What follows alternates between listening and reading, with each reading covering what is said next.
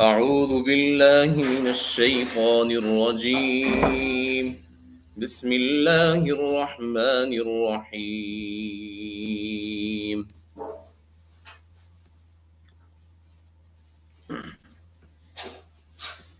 وكيف تكفرون وأنتم تتلى عليكم آيات الله وفيكم رسوله ومن يعتصم بالله فقد هدي إلى صراط مستقيم.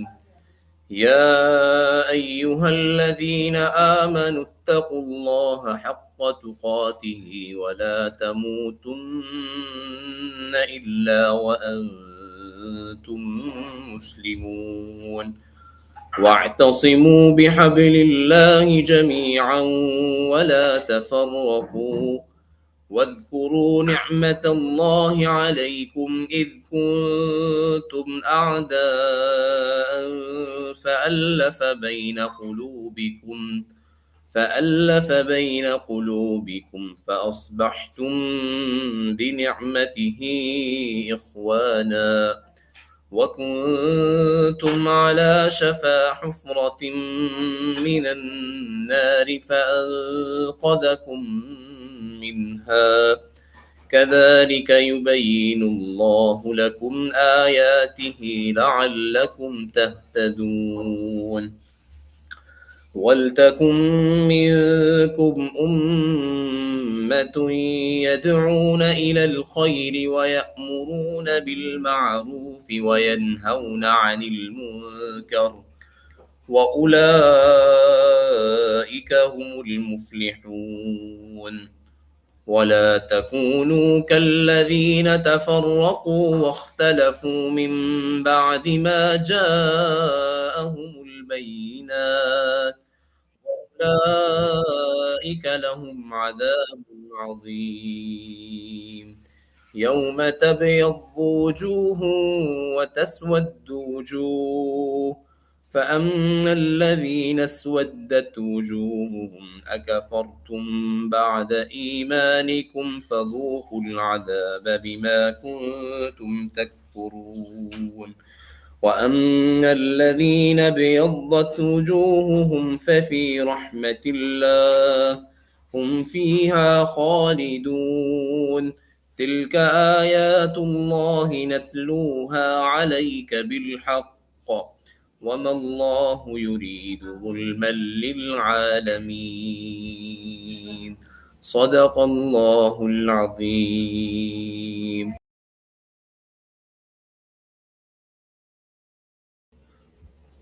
السلام علیکم حسیب صاحب.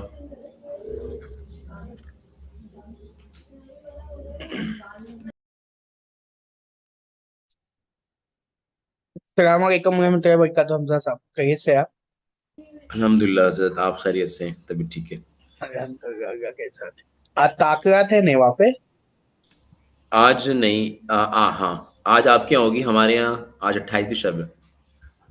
हाँ जी, जी, आज हमारे पास 29 है। मैं समझ रहा था आज हमारे पास 28 है तो आपके पास ताक़ियात होगी, समझ रहा था जी 29 से आती है। جی सुभान جی، अल्लाह। تو آپ عید وہیں پہ کریں گے یا انڈیا جائیں گے؟ नहीं, यहीं पे है ईद का प्लान। तो इंडिया जाने का तो प्लान कुछ नहीं है। اچھا، تو حضرت آج پارٹیسپینٹس تو آئے نہیں ہیں، بس آپ ہیں، میں ہوں اور ایک اور یوزر ہے. تو آپ کو کچھ یاد ہو پچھلی کلاسز سے، ہم اس کو ڈسکس کر لیں.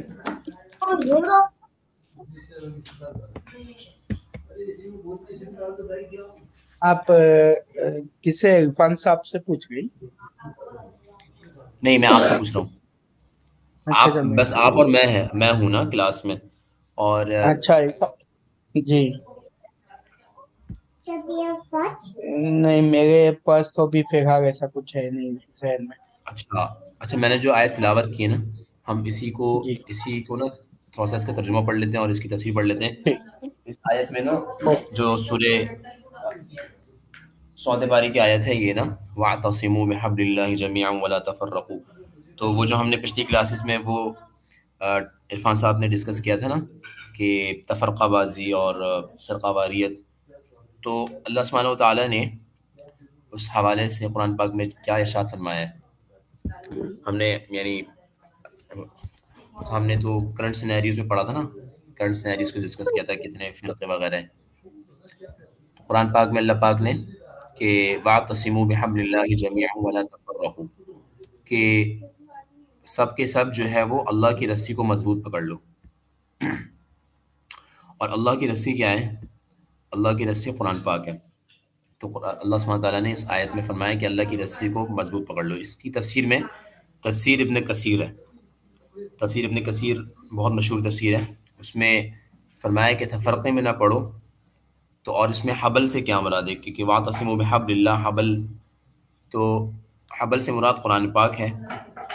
اور فرمایا کہ ایک مرفوع حدیث ہے جس میں فرمایا کہ قرآن کریم کی مضبوط رسی ہے اور اس کی سیدھی راہ ہے، یعنی قرآن پاک کو اگر پکڑ لیا تو گمراہ نہ ہوگے. اور ایک اور روایت میں ہے کہ کتاب اللہ اللہ تعالیٰ کی آسمان سے زمین کی طرف لٹکائی ہوئی رسی ہے. یعنی گویا کہ عرفان صاحب نے بھی یہی ڈسکس کیا نا قرآن میں، ہم نے کلاس میں پڑھا کہ اللہ سبحانہ تعالیٰ کی ذات عالی کو تو ہم دیکھ نہیں سکتے، لیکن اللہ سبحانہ تعالیٰ کا جو کلام ہے، جو اللہ پاک کی ذات عالی کے ساتھ بالکل صفت ہے اللہ پاک کی ذات عالی کی، جس طرح ہمارا کلام ہے اس طرح اللہ سبحانہ تعالیٰ کا کلام قرآن پاک ہے. اور گویا کہ یہ اللہ پاک کی رسی ہے کہ گویا کہ جو اس رسی کو مضبوط پکڑ لے گا اللہ سبحانہ تعالیٰ اور اس کو گمراہ نہیں ہونے دیں گے. اور مجھے بھی ایسے ہی سمجھ میں آتا ہے کہ جیسے مجھے ایسا لگتا ہے کہ عرفان صاحب سے بھی سیکھا، ہم نے سنا کہ جس طرح قرآن پاک اٹھا لیا جائے گا تو اللہ پاک اس کو بھی، بندے کو بھی انشاءاللہ ضائع نہیں ہونے دیں گے اور مشکلات کا شکار نہیں ہونے دیں گے، فتنوں کا شکار نہیں ہونے دیں گے. جس کے سینے میں قرآن پاک محفوظ ہوگا اور حضور صلی اللہ علیہ وسلم کی زندگی ہوگی، پہ عمل کر رہا ہوگا. اور فرمایا کہ یہ قرآن پاک جو ہے مضبوط رسی ہے، یہ ظاہر نور ہے، یہ سراسر شفا دینے والا ہے، نفع بخش ہے. اچھا، اس کی آیت کی تفسیر میں اور واقعات آتے ہیں کچھ کہ اللہ پاک نے اس آیت میں نا، اللہ سبحانہ تعالیٰ نے قرآن پاک میں ایک اور جگہ نا، اللہ پاک نے 10ویں پارے میں سورہ انفال میں فرمایا کہ هو الذی ایدک بنصرہ وبالمؤمنین والف بین قلوبہم لو انفقت ما فی الارض جميعا ما الفت بین قلوبہم ولکن اللہ الف بینہم، کہ وہی ذات ہے کہ جس نے اپنی مدد سے مومنین کے دلوں میں، بنصرہ وبالمؤمنین یعنی آپ کی مدد فرمائی. حضور صلی اللہ علیہ وسلم کو مخاطب کر کے اللہ پاک ارشاد فرما رہے ہیں کہ اللہ پاک نے آپ کی مدد فرمائی خود اور مومنین کے ذریعے سے، یعنی مومنین کو آپ کی طرف متوجہ کر دیا. اور وہ الف بین قلوبہم، اور ان کی دلوں میں باہمی الفت پیدا کر دی، باہمی محبت پیدا فرما دی اور باہمی نفرت سے ان کو بچا لیا. اور آگے اللہ پاک اپنے احسان ذکر فرماتے ہوئے فرما رہے ہیں حضور پر کہ اگر آپ نبی صلی اللہ علیہ وسلم، اگر آپ دنیا میں جو کچھ بھی ہے نا، ما فی الارض جمیعا، اگر آپ وہ خرچ بھی کر دیتے نا تو بھی آپ ان کے درمیان باہمی الفت پیدا نہیں فرما پاتے. یعنی ان کے درمیان، تو گویا کہ یہ اللہ پاک کا ایک احسان ہوتا ہے، اللہ پاک کا فضل ہوتا ہے، اور اللہ پاک کی طرف سے ہی ہوتا ہے کہ اللہ پاک آپس میں دلوں کو جوڑ دیں، آپس میں محبت الفت پیدا فرما دیں، آپس میں نفرتوں کے جذبات، حسد کے جذبات اور آپس میں تکبر، کینہ پروری، یہ چیزیں ختم فرما دی. اللہ پاک کی طرف سے جو ہے وہ اترتا ہے، اللہ پاک کی طرف سے عطا ہوتا ہے.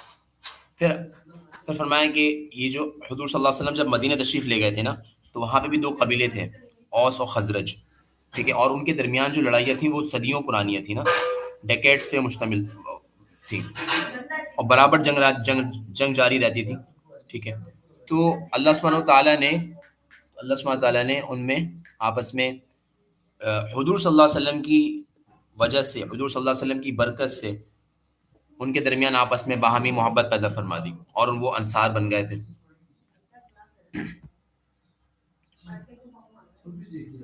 اسی طرح حدیث میں ایک اور واقعہ آیا ہے کہ جنگ حنین ہوئی، غزوہ حنین. اس کے بعد جب مال غنیمت تقسیم ہونے لگا تو حضور صلی اللہ علیہ وسلم اپنی مصلحت کے مطابق نا کسی کو زیادہ عطا فرما دیا. تو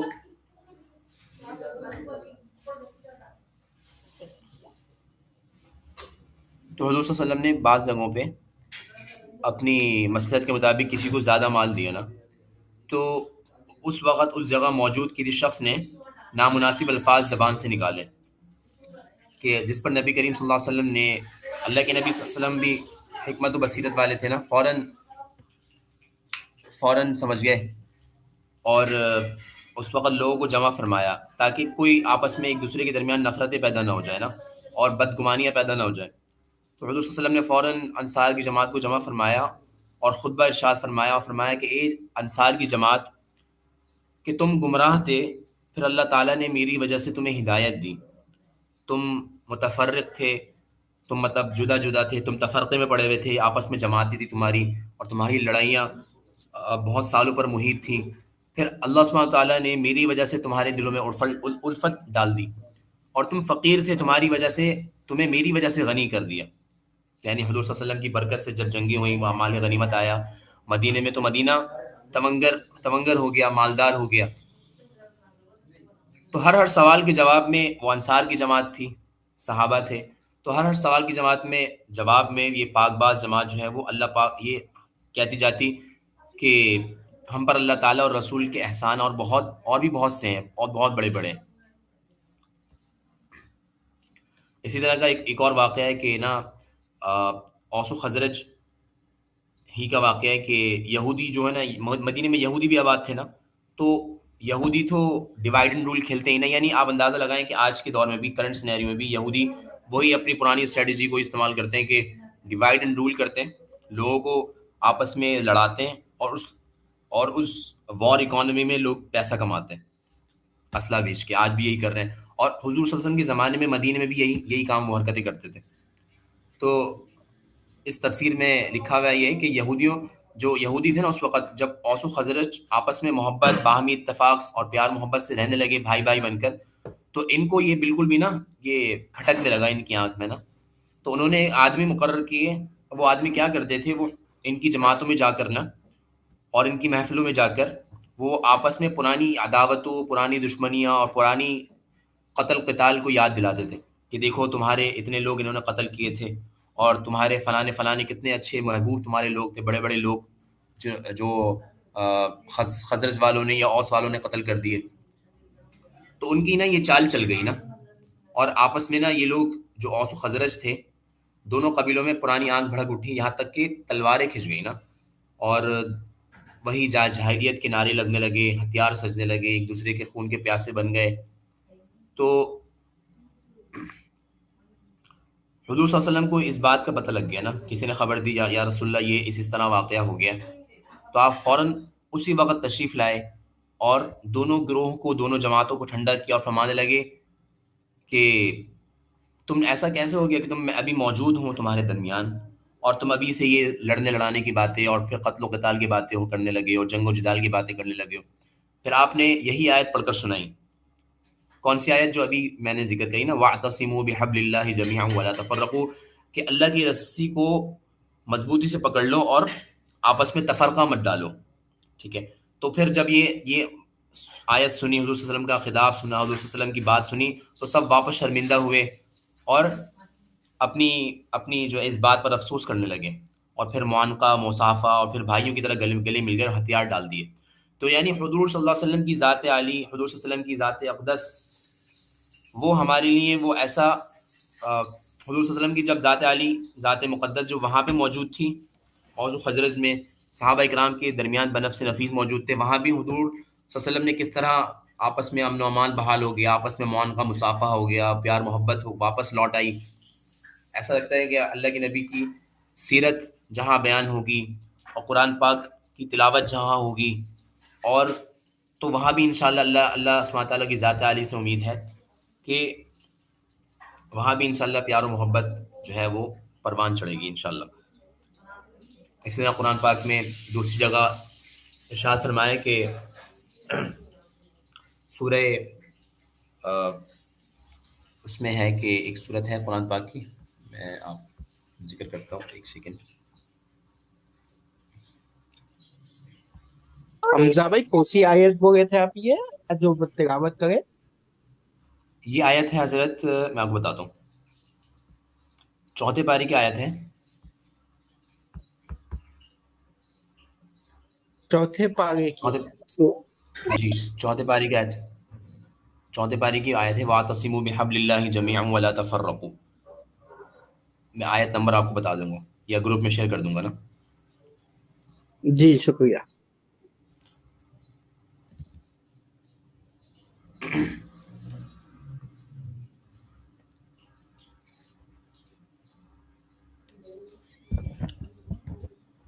اسی طرح اللہ پاک نے نا ایک صورت ہے سورہ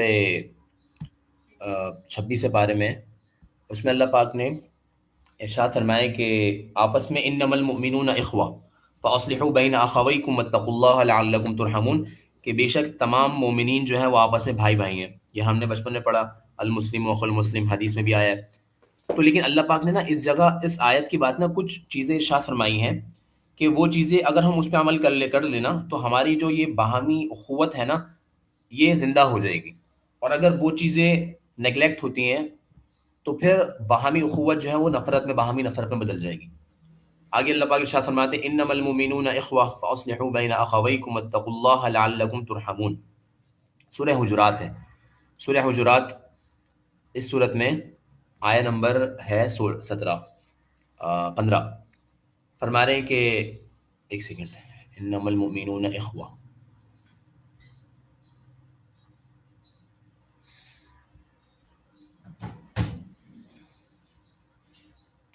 آیت نمبر ہے 10. انما المؤمنون اخوہ، بے شک مومنین جو ہے وہ بھائی بھائی ہیں اور اپنے بھائیوں کے درمیان اصلاح کرو.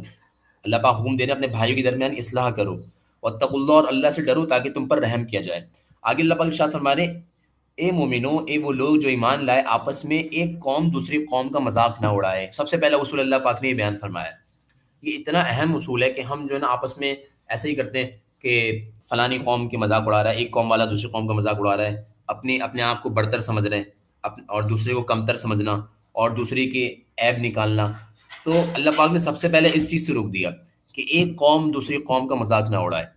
پھر آگے اللہ فرمانے کہ عسیٰ ان یکونوا خیرا منہم، کہ ہو سکتا ہے وہ تم سے بہتر ہوں. بہت ساری صفات ایک قوم میں ہوتی دوسری قوم میں نہیں ہوتی. ہو سکتا ہے کچھ خرابیاں ہوں، لیکن اکثر دفعہ یہ ہوتا ہے کہ ان کی صفات، تو ہم کیا فرمائیں کہ ہم ان کی خیر کو، ان کی صفات کو، ان کی اچھائیوں کو بیان کریں، مذاق نہیں اڑانا. آگے فرمایا ولا نساء من نساء، نہ ہی عورتیں دوسری عورتوں کا مذاق اڑائیں. عسیٰ ان یکن خیرا منہن، ہو سکتا ہے وہ عورتیں ان سے بہتر ہوں. ولا تلمزوا انفسکم ولا تنابزوا بالالقاب، ایک دوسرے کو تانا نہیں دینا اور ایک دوسرے کو برے القاب سے نہیں پکارنا. پھر آگے اللہ فرماتے ہیں یا ایھا الذین آمنوا اجتنبوا کثیرا من الظن. ایک بات تو یہ ہو گئی کہ ایک برے القاب سے نہیں پکارنا، ٹھیک ہے، اور ایک دوسرے کا مذاق نہیں اڑانا. اور آگے فرمایا یا ایھا الذین آمنوا اجتنبوا کثیرا من الظن، کہ آپس میں بدگمانی سے بچنا، زیادہ ایک دوسرے کی ٹوہ میں نہ لگو. ان بعض الظن اسم، کہ بے شک جو ہے بعض خیال جو ہیں، بعض تمہارے گمان جو ہیں وہ گناہ کا باعث بن جاتے ہیں. ولا تجسسوا، اور تم ایک دوسرے کی ٹوہ میں مت لگو. ولا یغتب بعضکم بعضا، اور ایک دوسرے کی غیبت مت کرو. ایحب احدکم ان یاکل لحم اخیہ میتا، کہ تمہیں یہ بات پسند ہے کہ تم اپنے مردار بھائی کا گوشت کھاؤ. فکرہتموہ، تو تم اس کو ناپسند کرتے ہو. واتقوا اللہ، اور اللہ سے ڈرو، بے شک اللہ سبحانہ وتعالیٰ بہت بخشنے والا اور رحم کرنے والا ہے. پھر آگے اللہ فرماتے ہیں کہ یہ جو ہم نے تقسیم کری ہے، یہ قوم و قوموں میں بنایا، پٹھان پنجابی اور ہمارے یہاں جو ہے اسی طرح وہاں پہ بہار گجراتی حیدرآبادی. تو اللہ فرمانے کہ یا ایھا الناس انا خلقناکم من ذکر و انثی، کہ ہم نے تمہیں پیدا کیا ہے مرد اور عورتوں میں، یعنی تمہیں مرد بنایا اور عورت بنایا. وجعلناکم شعوبا وقبائل لتعارفوا، تمہیں قوموں میں بانٹا اور تمہیں قبیلوں میں بانٹا تاکہ تم ایک دوسرے میں آپس میں پہچان کر سکو. یہ تمہاری پہچان کے لیے. اور پھر آگے اللہ پاک نے ایک بڑا اہم اصول بیان کیا ہے، کیونکہ آپس میں ہم ایک دوسرے، ہمارے درمیان جب سوسائٹی ہوتی ہے، جب معاشرہ ہوتا ہے، تو وہاں پہ عزت کا معیار کیا ہوگا، وہاں پہ بلندی کا معیار کیا ہوگا، وہاں پہ سرداری کا مقام کیا ہوگا وہاں پہ. تو اللہ فرماتے ہیں کہ اگر تو یہ ہے کہ مالداری، کہ کسی کے پاس مال زیادہ ہے تو اس کو ہم بڑا بنا لیں اپنا، یا کسی کے پاس علم زیادہ ہے تو ہم اس کو بڑا بنا لیں. لیکن اللہ پاک یہاں پہ ارشاد فرما رہے ہیں کہ ان اکرمکم عند اللہ اتقاکم، کہ تم میں سے عزت والا، یعنی عزتوں کے جھوٹے دعوے ہوتے ہیں نا کہ ہماری قوم زیادہ عزت دار ہے، اور پھر اس کے بعد جو ہے وہ پھر آپس میں تان و تشنی ہوتی ہے، پھر نفرتوں کے جذبات پیدا ہوتے ہیں. تو اللہ پاک نے جب ساری چیزیں بیان فرمائی نا کہ ایک دوسرے کا مذاق نہیں اڑانا، ایک دوسرے کو تانا نہیں دینا، ایک دوسرے کی غیبت نہیں کرنا، ایک دوسرے کی ٹوہ نہیں لگانا، اس کے بعد فرما رہے ہیں کہ اب عزت دار کون ہوگا تم میں، عزت والا مقام کیا ہے، عزت کا معیار کیا ہے؟ اللہ فرما رہے ان اکرمکم عند اللہ یتقاکم ان اللہ علیم خبیر، کہ تم میں سے عزت والا، تم میں سے اکرام والا وہ ہوگا جو تم میں سب سے زیادہ تقوی والا ہوگا، تقوی والا ہوگا، جو اللہ سبحانہ تعالیٰ کی سے زیادہ ڈرتا ہوگا، جس کی زندگی میں اللہ سبحانہ تعالیٰ کے احکامات زندہ ہوں گے، جس کی زندگی میں جناب نبی کریم صلی اللہ علیہ وسلم کی سنتیں زندہ ہوں گی، وہ تم میں سے سب سے زیادہ عزت والا ہوگا۔ ان اللہ علیم خبیر، آگے اللہ فرماتے ہیں کہ بے شک اللہ سبحانہ تعالیٰ علم والا بھی ہے اور خبیر ذات بھی ہے، جس کو ہر ایک چیز کی، باریک سے باریک شے کی خبر ہے، اور اللہ سبحانہ تعالیٰ علم والے، حکمت والے ہیں، اور ہر چیز کا علم اللہ سبحانہ تعالیٰ کے پاس ہے۔